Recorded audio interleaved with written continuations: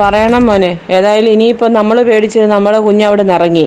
ഏ ഞാൻ ഏതെല്ലാം തരത്തിൽ ദ്രോഹിച്ചായിരുന്നു. മുഖം നോക്കിയായിരുന്നു ആ പണ്ടാരം കോളേജിലെ ടീച്ചർമാരാണേലും പിന്നെ എന്ത് തോന്നിയാസം കാണിക്കുന്നവളുമാരെയും പ്രൊട്ടക്റ്റ് ചെയ്യുമായിരുന്നു മുഖം നോക്കിക്കൊണ്ട്.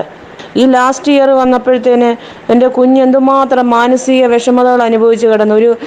ഏറ്റവും പ്രധാനപ്പെട്ട ഒരു ബുക്കോ ഇവരുടെ റെക്കോർഡ് ബുക്കോ അതേലേതാണ്ട് ടീച്ചർ ഇടേണ്ട സ്ഥാനത്ത് ടീച്ചറിൻ്റെ ഒപ്പ് ഇവളിട്ടെന്നും പറഞ്ഞ് എല്ലാവരുടെയും മുമ്പിൽ വെച്ച് ഇവളെ എഴുന്നേൽപ്പിച്ച് നിർത്തി. ഇത് 2 ദിവസമായിട്ട് കൊച്ചിനെ വിളിക്കുമ്പോൾ അവൾ മൂഡ് ഓഫാ. എന്നാന്ന് ചോദിച്ചിട്ട് പറയത്തില്ല. അവസാനം ഇവൾ പൊട്ടിക്കരഞ്ഞ് എൻ്റെ അടുക്കൽ പൊട്ടിക്കരഞ്ഞ്. ആ നിമിഷം ഞാൻ ഫോൺ വെച്ചിട്ട് ഞാൻ അവരെ വിളിച്ചു. ഞാൻ അവരോട് പറഞ്ഞു, എൻ്റെ കുഞ്ഞ് ഇങ്ങനെ ചെയ്യത്തില്ല, എനിക്ക് ഉറപ്പുണ്ടെന്ന് പറഞ്ഞു. അവരാദ്യം എന്നോട് നിന്നങ്ങോട്ട് കയർത്തോണ്ട് വന്നു.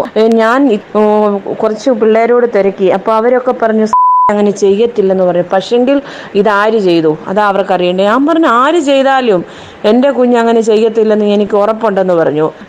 കഴിഞ്ഞ നവംബറിലാണെന്ന് തോന്നുന്നത്. ഞാൻ പറഞ്ഞു, ടീച്ചറെ നോയമ്പ് നോക്കി അവൾ ഈ വർഷം പരിമലയ്ക്ക് ഞങ്ങൾ നടന്നു പോയിട്ട് വന്നിട്ടിരിക്കുന്ന സമയത്ത് ആ ഒരു സാഹചര്യത്തിൽ എൻ്റെ കുഞ്ഞത് ചെയ്യത്തില്ല ഞാൻ ഉറപ്പ് പറഞ്ഞു അവരോട്.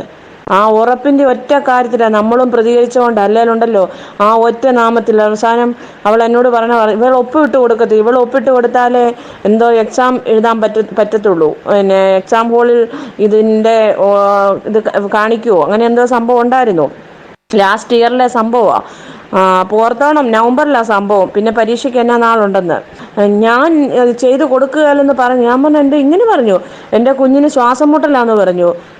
അവൾക്ക് ഈ ടെൻഷനെല്ലാം കൂടെ കയറിയിട്ട് എല്ലാ പിള്ളേരുടെയും മുമ്പിൽ വെച്ച് ചെയ്തിട്ടില്ലാത്തൊരു കാര്യം പറഞ്ഞ് എന്തുമാത്രം ഒരു കൊച്ചിനെ അവമാനിക്കുക, അത് മുഴുവൻ അവമാനിച്ചു.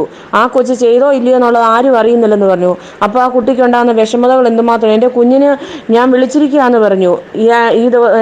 അടുത്ത ദിവസം വീട്ടിലോട്ട് പോരെ, ഞങ്ങൾ ഹോസ്പിറ്റലിൽ കൊണ്ട് കാണിക്കാൻ ബുക്ക് ചെയ്തിരിക്കുകയെന്ന് പറഞ്ഞു. അങ്ങനെ എൻ്റെ വായി പിടിച്ചിടത്തോളം പറഞ്ഞു. ഉടനെ അവരെന്നോട് പറഞ്ഞ വർത്താനം കേൾക്കണോ? വിഷമിക്കൊന്നും വേണ്ട, തിങ്കളാഴ്ച എൻ്റെ അടുക്ക വരാൻ പറ, ഞാൻ ഒപ്പിട്ട് കൊടുത്തോളാമെന്ന്. എടുത്തടിച്ച് അവൾ എന്നോട് പറഞ്ഞ വർത്താനമാണ്. അപ്പം മുഖം നോട്ടോ എന്തെങ്കിലും അവിടെ ഉണ്ടോ എന്നുള്ളത് ഓർത്തോണം. അത്രയും ഒരു പരട്ട കോളേജായിരുന്നത്.